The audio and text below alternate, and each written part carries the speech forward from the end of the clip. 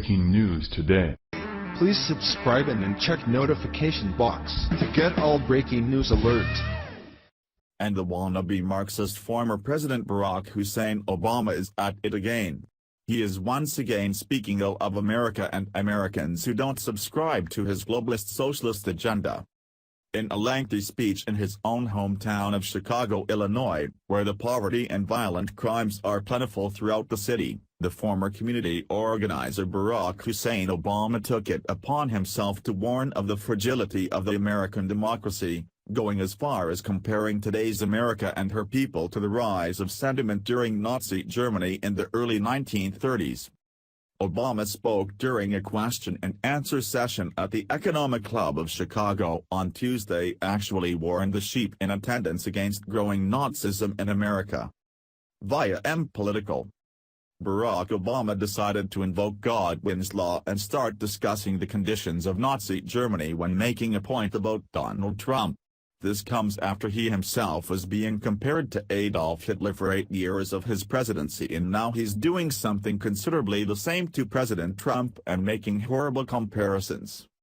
In an interview with CBS, Obama suggested we could have an American genocide akin to what happened in Nazi Germany with Donald Trump as president, inferring that Trump could be responsible for millions of deaths of Americans, even though the resemblance and culture is nothing of the sort, nor even close to being remarkably similar in any fashion whatsoever.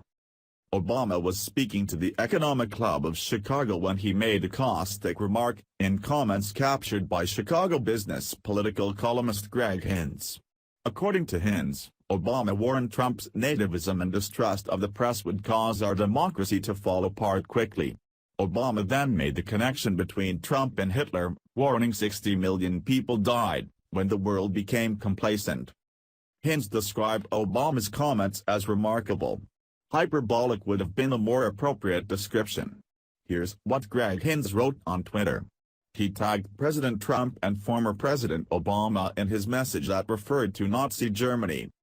He does not shy away from calling upon Obama and noting that this is Obama's comments. In his article, he paraphrases Obama's comments directed at Trump in more detail. Still, the U.S. has survived tough times before and will again, he, Obama, noted, particularly mentioning the days of communist fighter Joseph McCarthy and former President Richard Nixon. But one reason the country survived is because it had a free press to ask questions, Obama added. Though he has problems with the media just like Trump has had, what I understood was the principle that the free press was vital. The danger is growing complacent, Obama said. We have to tend to this garden of democracy or else things could fall apart quickly. That's what happened in Germany in the 1930s, which, despite the democracy of the Weimar Republic and centuries of high-level cultural and scientific achievements, Adolf Hitler rose to dominate, Obama noted. 60 million people died. So, you've got to pay attention. And vote.